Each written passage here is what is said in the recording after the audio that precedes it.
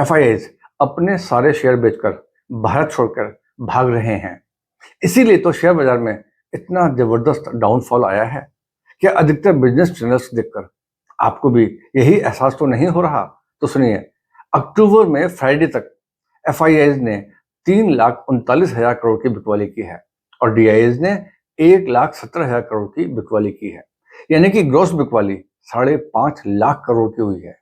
और यह तस्वीर का एक पहलू है जिससे हमें एहसास हो रहा है कि यहाँ हर कोई बेचकर भाग रहा है।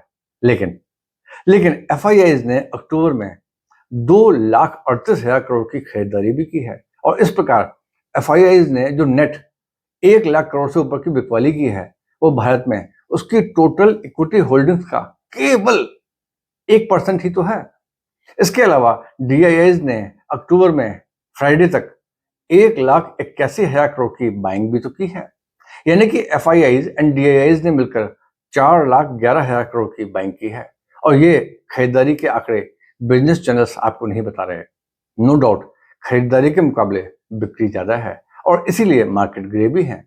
लेकिन मुद्दे की बात यह है कि अच्छे और फंडामेंटली स्ट्रॉन्ग स्टॉक्स में खरीदारी और महंगे और फंडामेंटली वीक स्टॉक्स में बिकवाली हुई है।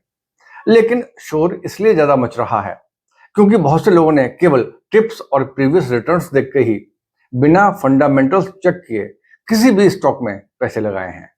जब आप बिना डिटेल्ड स्टडी के केवल किसी के टिप्स के बेसिस पर कोई भी ऐसा वैसा शेयर खरीद लेकर पैसे बना रहे होते हैं और खुद को एक्सपर्ट मान बैठते हैं तो इस तरह की गिरावट आपकी गलतफहमी दूर करने के लिए जरूरी होती है।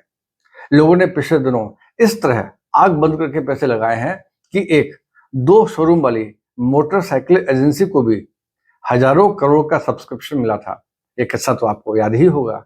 तो असल बात यह है कि जिसने भी अपने रिस्क एपिटाइट के हिसाब से म्यूचुअल फंड के थ्रू इन्वेस्ट किया है वो निश्चिंत है। लेकिन जो शेयर बाजार में सट्टाबाजारी कर रहे हैं उनके बारे में एक पुरानी कहावत है कि काठ की हांडी बार बार नहीं चढ़ती। तो जहां रोशेल इंडिया जैसे ओवर वैल्यूड शेयर पिछले 3 महीने में 87% से ऊपर गिरे हैं, यहां तक कि निफ्टी 50 के कुछ over valued blue chip stocks भी पिछले 3 महीने में काफी गिरे। जैसे इंडसइंड बैंक 24.50% गिरा, ओएनजीसी 21.40% गिरा एंड टाटा मोटर्स 20.80% गिरा है। वहीं टॉप म्यूचुअल फंड हाउसेस के ब्लू चिप फंड या large and mid cap fund या फ्लैक्सी कैप फंड केवल 1 से 2.5% तक ही गिरे हैं। इसके अलावा टॉप फंड हाउसेस के small and mid cap fund भी मैक्सिमम 3 या 4% ही गिरे हैं। लेकिन अगर आपने टॉप फंड हाउसेस के मल्टी एसेट फंड्स में इन्वेस्ट किया है तो वहां तो पिछले 3 महीने के रिटर्न्स अभी भी पॉजिटिव दिखाई पड़ रहे हैं। यानी कि आपका ओवरऑल पोर्टफोलियो अगर आप मॉडरेट या अल्ट्रा मॉडरेट इन्वेस्टर हैं तो अभी भी 3 महीने में पॉजिटिव है।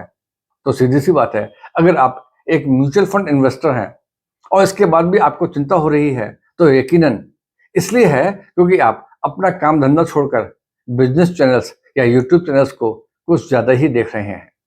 फ्रेंड्स, इंडिया की long term growth story intact है, इसलिए अपने रिस्क एपेटाइट के हिसाब से म्यूचुअल फंड के थ्रू बेहिचक पैसा लगाइए। जय हिंद।